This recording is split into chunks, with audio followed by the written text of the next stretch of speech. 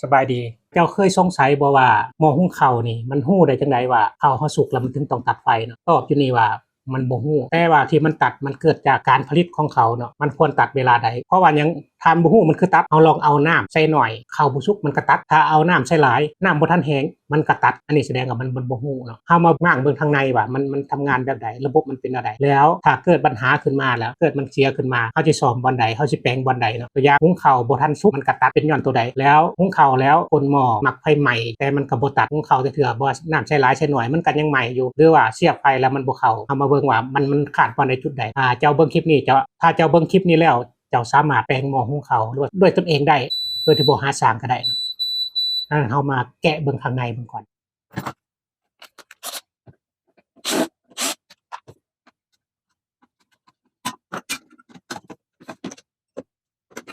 นี่คือลักษณะทางในของหม้อหุงข้าวเนาะเครื่องหม้อหุงข้าวทุกประเภทจะมีคล้ายๆคือกันหมดเนาะแล้วเฮามาเบิ่งว่าทำงานไปได้เนาะหลังจากที่เฮาเสียบไฟเข้าไปแล้วเนาะเสียบตัวนี้เสียบเข้าปึ๊บนี่เนาะ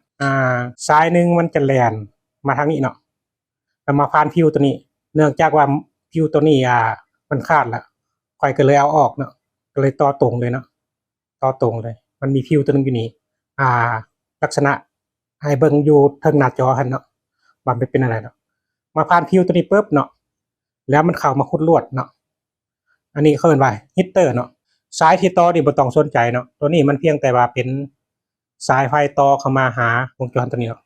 วงจรตัวนี้ทำหน้าที่ไต่ดอกไฟตัวนี้เวลาเฮากดอันนี้ดอกไฟแสดงให้เฮาฮู้ว่าเฮาเสียบแล้วไฟมันเข้าเวลาเฮากดไฟตัวนี้ทำงานแสดงว่ามันจะแสดงให้เห็นเฮาฮู้ว่าหม้อนี้กำลังหุงข้าวอยู่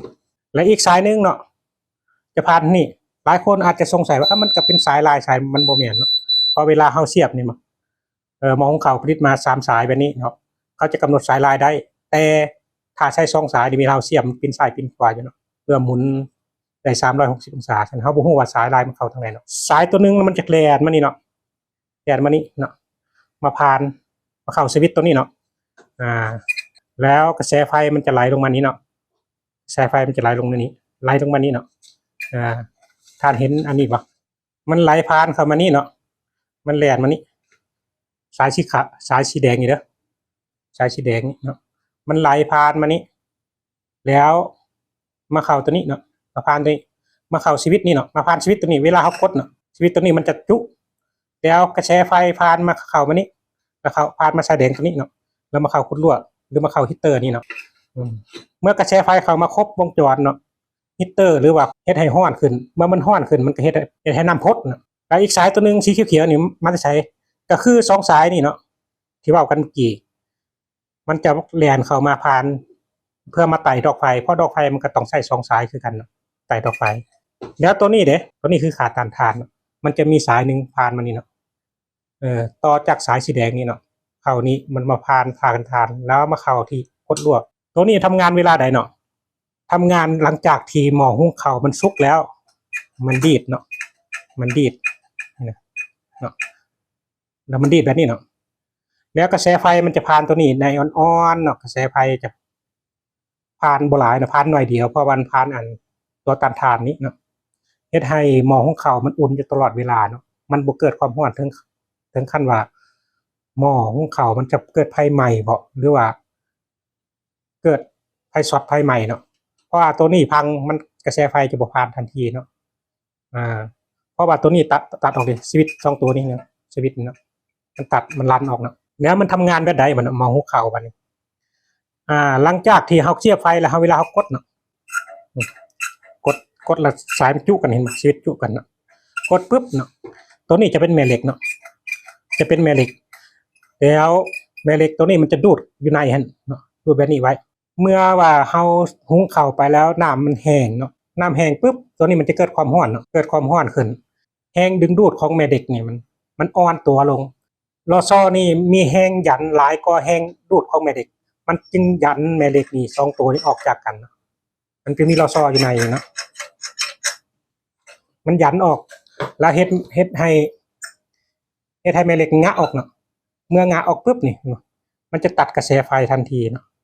หลังจากนั้นจะมีกระแสไฟอ่อนๆเนาะที่มันไหลมาผ่านกับนี่ตัวต้านทาน แล้วก็มาเข้าคุดลวดตัวนี้เนาะแล้วมาเข้าคุดลวดตัวนี้แล้วเฮ็ดให้หม้อหุงข้าวนี่มันอุ่นไฟตลอดมีไฟตลอดแล้วมันมานี่เอามาเบิ่งว่าสาเหตุที่มันเสียเนาะอันนี้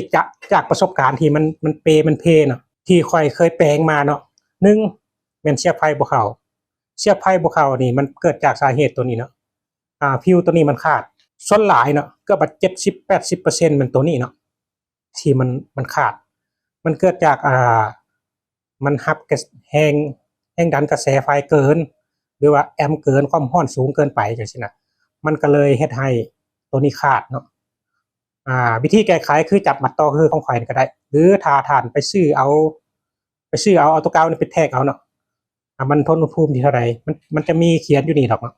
ว่าเขียนว่าทนอุณหภูมิ170องศาบ่150องศาหรือว่า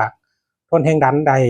250โวลต์ทนกระแสได้10แอมป์มันจะเขียนอยู่ในนี้เนาะแล้วเฮาสายมันไปเปลี่ยนเอาก็ได้หรือถ้ามันบ่มีแท้ๆเนาะกันเฮามาต่อเลยก็ได้เนาะหรือว่าจะไปซื้อตามห้างถ้าว่าบ้านใดเนาะเมืองใดมีห้างซ่อมแปลงเช่นก็ไปขอซื้อของเขาซื้อมือ2มาใช้ก็ได้เนาะอันนี้วิธีแก้ไขเนาะกรณีไฟบ่เข้าเนาะสาเหตุหลักๆตัวนี้ไฟบ่เข้าเนาะสาเหตุที่2เนาะเวลามันเฮาหุงไปแล้วและกระแสมันก็รันแล้วไฟแล้วมันหมดเลยเนาะมันเป็นตัวนี้เนาะเพราะว่าตัวนี้เสียแล้วไฟมันบ่ผ่านตัวนี้เนาะเพราะมันตัดตัวนี้มันก็ตัดเลยเนาะเป็นนำตัวตานธาตุนี้เนาะตัวธาตุทานตัวนี้เพราะมันตัดมันก็ตัดเลยแต่ว่ามันก็บ่มีปัญหาหยังเนาะเพราะว่าข้าวมันยังหุงสุกแล้วเนาะปัญหาที่3เนาะปัญหาที่3คือหุงข้าวไปแล้วเนาะแล้วหม้อหุงข้าวเนี่ยข้าวมักไหม้อยู่ทุกก้นหม้อเนาะอันนี้สาเหตุมันเกิดจากตัวนี้เกิดจากลอซอตัวนี้เนาะเพราะว่าลอซอตัวนี้มันเสื่อมแล้วมันบ่มีแรงยันแรงดูดของแม่เหล็กนะถ้าสมมุติว่าแม่เหล็กนี่มีทนความร้อนได้อยู่ที่100องศาแล้วลอซอนี่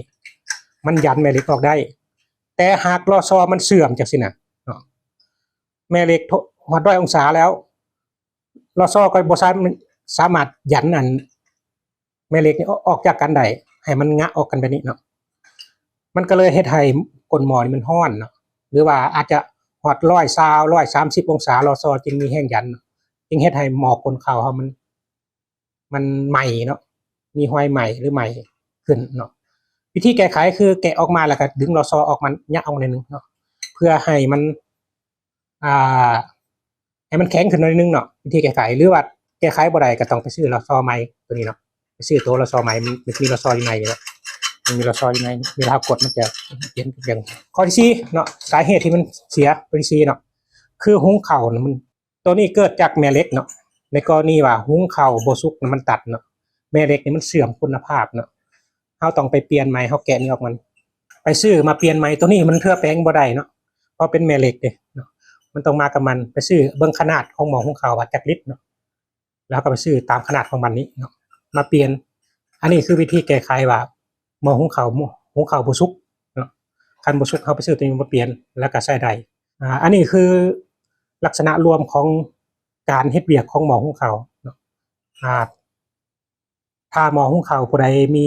อาการ3-4อย่างนี่ก็ลองเอาไปเฮ็ดเบิ่งเนาะ